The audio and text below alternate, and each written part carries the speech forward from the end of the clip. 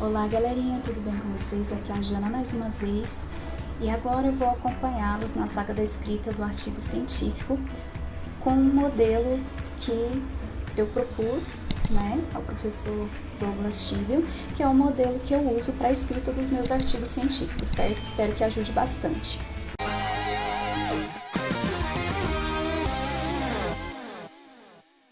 Bom, aqui nós temos o resumo do artigo, lembrando que o resumo é sempre a última parte do artigo, certo?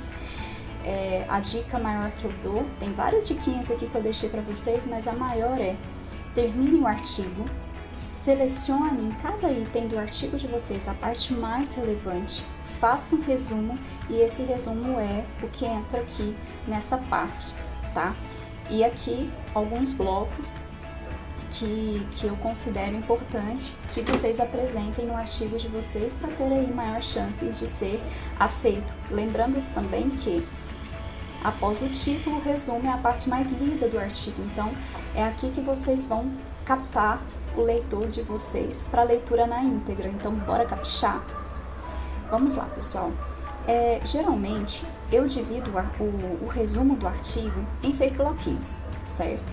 Agora vou falar cada um deles, mas eu divido em contextualização, problemática ou gap de pesquisa, objetivo do estudo, metodologia, resultados principais e um fechamento, uma conclusão do artigo, que geralmente vocês podem colocar as implicações dos estudos de vocês, seja para a sociedade, para o meio ambiente, para as políticas públicas. Ressaltem isso que é bem interessante para quem está lendo, reconhecer também a importância do trabalho e levá-lo à leitura do artigo na íntegra, que é isso que a gente busca, Quem lê o artigo na íntegra, existe uma grande possibilidade depois de citar o nosso trabalho. Então, a gente vende nosso peixe pelo título e pelo resumo, que são as primeiras coisas que geralmente os leitores leem, certinho? Então vamos começar, pessoal. Contextualização. Nesse bloco, a gente traz uma frase de impacto, uma frase que mostre para o leitor contextualize o leitor sobre o tema de estudo de vocês, Pela primeira frase, o leitor ele tem que ser capaz de identificar o tema, o que vocês estão estudando e talvez até a relevância, Porque a contextualização ela já é a base para vocês trazerem depois o problema de pesquisa.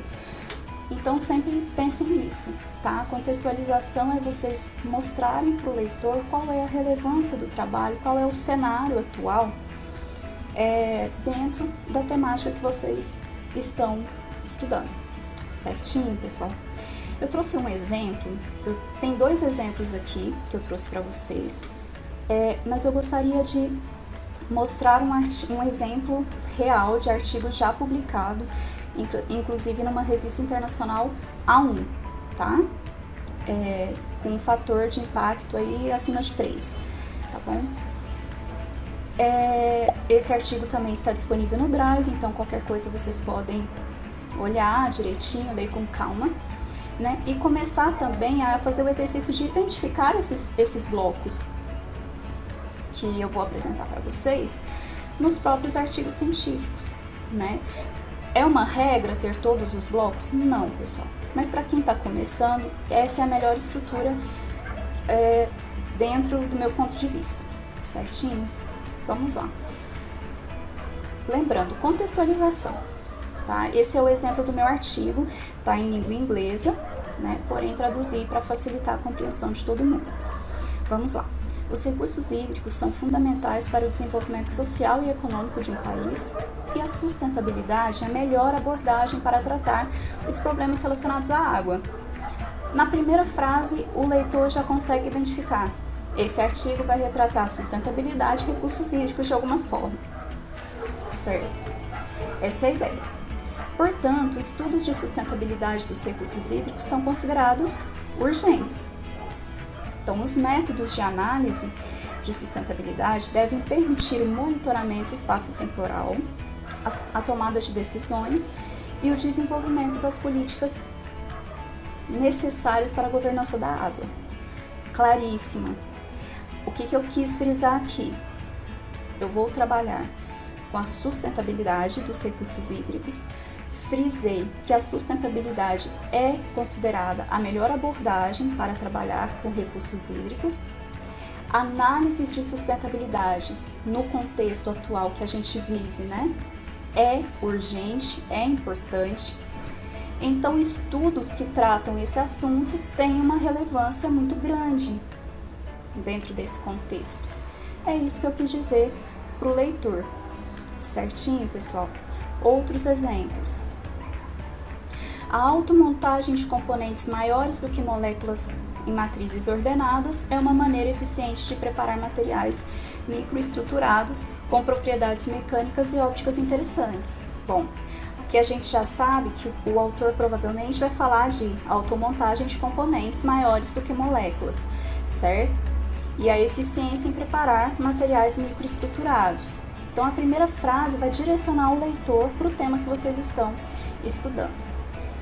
Esse outro exemplo eu achei bem interessante também, olha. Até o momento não há evidências firmes sobre os tipos de intervenção que podem reduzir as visitas ao pronto-socorro. Então, claramente o artigo vai falar sobre as intervenções que são capazes de reduzir visitas ao pronto-socorro. Por quê? Porque não há evidências firmes, não há evidências robustas sobre quais são. Então, esse artigo se propõe a estudar isso, certo? Então, aqui temos 3 exemplos. Eu sugiro que vocês peguem artigos científicos, comecem a destacar, tentem achar, encontrar esses blocos, certo? Nos artigos científicos para vocês começarem a se familiarizar com a escrita, com a montagem do texto em si. Certinho, pessoal? Vejo vocês no próximo bloco. Até daqui a pouco. Tchau!